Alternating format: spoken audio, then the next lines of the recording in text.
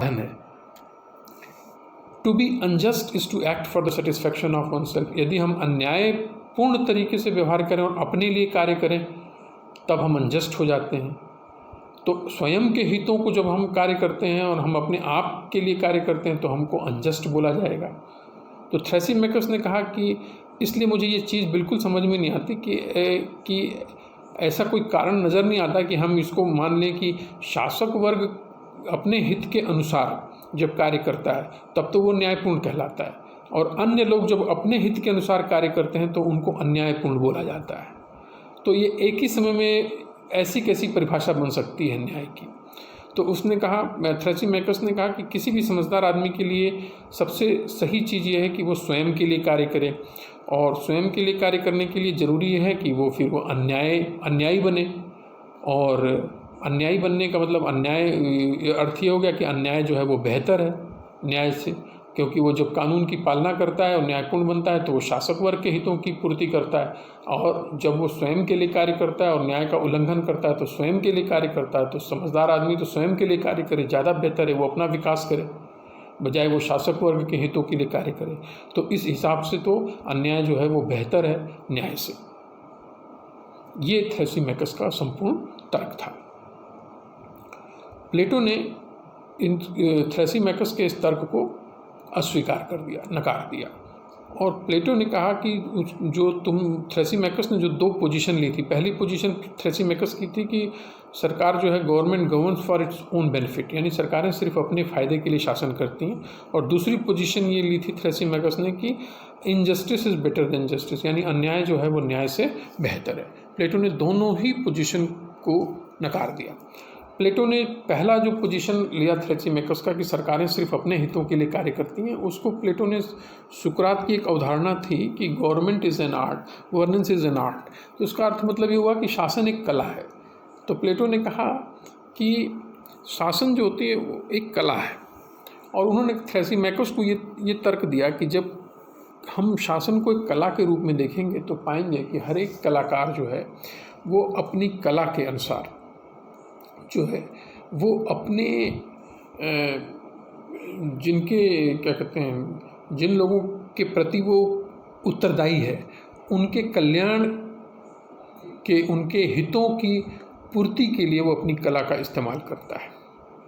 जैसे अगर कोई डॉक्टर है तो वो अपनी चिकित्सा कला का प्रयोग करता है और वो बीमार व्यक्ति को रोगों से मुक्त करता है, उसे पूर्णतः स्वस्थ बनाता है, तो अपनी कला का इस्तेमाल उस बीमार व्यक्ति को ठीक करने के लिए कर रहा है। उसी तरह से शासक जो होता है वो भी एक कलाकार है, और वो अपनी शासन की कला का इस्तेमाल करते हुए अपनी प्रजा को डेवलप करता है, उनका कल्याण करता है। तो यदि कोई शासक जो होगा वो सिर्फ अपने स्वार्थ के लिए या निजी हितों की पूर्ति के लिए कार्य करता है तो उसे हम न्यायपूर्ण राजा नहीं मानेंगे, उसे न्यायपूर्ण राजा नहीं कहते हैं। तो प्लेटो ने कहा कि इसलिए आपको हमेशा याद रखना चाहिए कि सुकरात ने एक अवधारणा दी थी कि शासन एक कला है, गवर्नमेंट एक आर्ट है, और हर एक कला का अपना एक उद्देश्य है कि वो अपने जो उस कला के उपभोग करता है जो लोग, वो लोग उनके कल्याण के लिए वो कार्य करें। तो परफेक्ट टीचर यानी सबसे अच्छा टीचर वही है जो अपने शिष्यों के मस्तिष्क की समस्त संभावनाओं को विकसित करे और उनके अंदर मौजूद दोषों को दूर कर दे। वही सबसे अच्छा उत्कृष्ट किस्म का अध्यापक है जो अपने शिष्यों की अवगुणों और दोषों को दूर करने में सक्षम होता है। इसी तरीके से जो शासक वर्ग होता है वो भी एक कलाकार होता है और उसको अपनी कला के अनुसार कार्य करना है, और जब वो अपनी कला के अनुसार कार्य करता है तो वो पूर्ण रूप से एक निस्वार्थी व्यक्ति है। वो अपने जन कल्याण के लिए कार्य कर रहा है, वो लोगों के कल्याण के लिए कार्य कर रहा है। इसलिए उसका जो उद्देश्य होता है, शासक का उद्देश्य होता है, वो अपने नागरिकों का कल्याण है जो उसके अधीन मौजूद है। इसलिए हम ये नहीं कह सकते कि जो गवर्नमेंट है वो सिर्फ अपने हितों के लिए कार्य करती, नहीं, वो नागरिकों के हितों के लिए कार्य करती। इसलिए पहली पोजीशन का ये मानना कि इस सरकार जो है सिर्फ अपने हितों के लिए कार्य करती है, प्लेटो ने थ्रेसिमेकस के इस तर्क का खंडन किया। थ्रेसिमेकस का जो दूसरा पोजीशन था कि वो ये कहते थे कि न्याय जो है वो अन्याय जो है वो न्याय से बेहतर है। तो उस पोजीशन को प्लेटो ने रिजेक्ट किया कि नहीं, न्याय जो है वो एक सद्गुण है। और ये निकलता है कि हम इस बात को समझें कि जो सद्गुण होता है उसका अपना एक पॉजिटिव गुण है, और सद्गुण जो है वो कभी भी खराब नहीं हो सकता। तो प्लेटो ने कहा कि जो न्यायपूर्ण व्यक्ति है वो ज़्यादा बुद्धिमान है, वो ज़्यादा ताकतवर है, और वो ज़्यादा सुखी है अन्यायी व्यक्ति से। क्यों? क्योंकि प्लेटो ने कहा कि हर एक वस्तु का अपना एक निश्चित कार्य है और एक फंक्शन है उसका।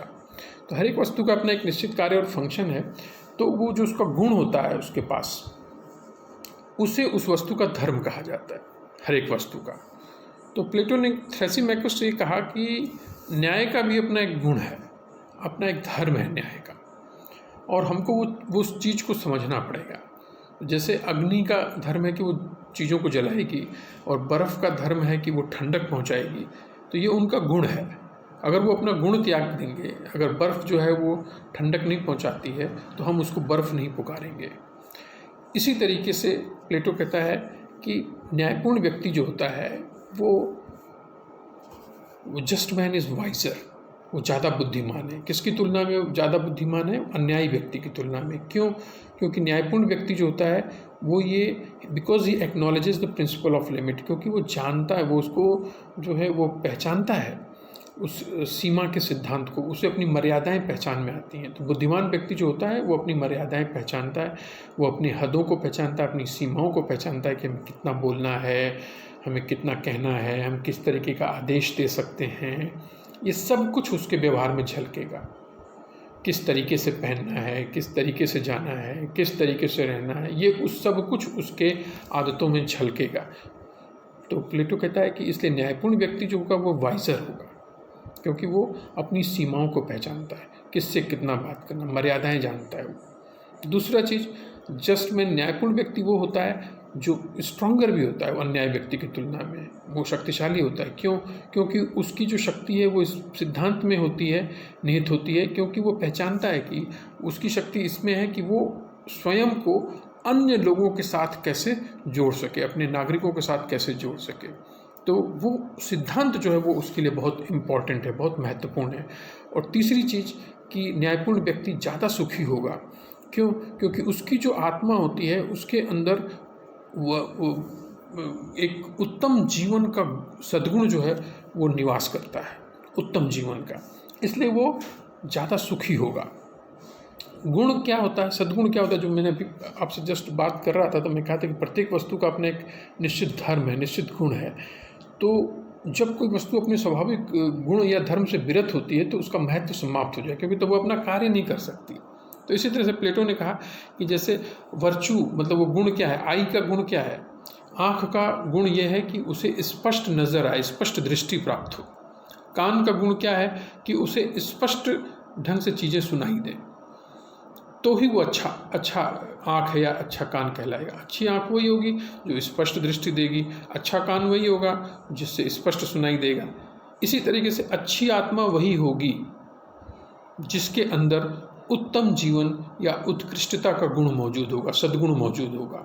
इसलिए जो जितना ज़्यादा गुणी आत्मा होगी वो उतनी ही ज़्यादा न्यायपूर्ण भी होगी और उतनी ही ज़्यादा सुखी भी होगी। तो आत्मा को गुणवान बनाने के लिए आपको न्यायपूर्ण होना जरूरी है, और न्यायपूर्ण होंगे तो आप और भी ज़्यादा सुखी होंगे। और ज़्यादा सुखी होने का अर्थ यह है, कह रहा है प्लेटो अपना तर्क प्रस्तुत करते हैं, क्योंकि हम सब जानते हैं कि happiness is more profitable than misery, यानी कष्ट के जीवन से सुखी जीवन ज़्यादा जो है बेहतर होता है। इसलिए व्यक्ति सुखी जीवन की ओर जाता है कि कैसे वो सुखी जीवन गुजारे। और इसलिए वो कहता है कि सद्गुण और उत्तम जीवन की प्राप्ति के लिए जितना ज़्यादा हम उत्तम जीवन प्राप्त करेंगे, हम उतने ही न्यायपूर्ण व्यक्ति होंगे, हम उतने ही सुखी व्यक्ति होंगे। तो न्याय जो है वो सुख का स्रोत है, ये प्लेटो कहना चाहता है। तो आत्मा भी जो है उत्तम जीवन के गुण को प्राप्त करे, और उत्तम जीवन के गुण को प्राप्त करने का अर्थ है कि उसे न्याय का पालन करना है। और उत्तम जीवन ही व्यक्ति का अंतिम ध्येय है और इसके बिना व्यक्ति सुखी नहीं रह सकता। तो अगर हम दूसरे शब्दों में कहें तो इसका मतलब यह है कि वास्तविक आनंद की प्राप्ति सद्जीवन से होती है और सद्जीवन, अच्छे जीवन के लिए न्याय आवश्यक है। अतः न्याय ही सुख का स्रोत है। तो इसलिए ये कहना कि अन्याय जो है वो न्याय से बेहतर है, गलत है। सुखी जीवन बेहतर है कष्ट के जीवन से, और न्यायपूर्ण व्यक्ति जो होता है वो सुखी जीवन जीता है। इसलिए न्याय जो है वो अन्याय से बेहतर है। प्लेटो ने इन दो तर्कों से थ्रैसीमैकस की दोनों स्थितियों का खंडन किया और थ्रैसीमैकस के सोफीवादी रेडिकलिज्म के विचार को जो है उनके तर्कों का खंडन किया। आज की वीडियो में इतना ही। Thank you so much. अगले वीडियो में हम ग्लूकान के विचारों के बारे में बात करेंगे। Thank you.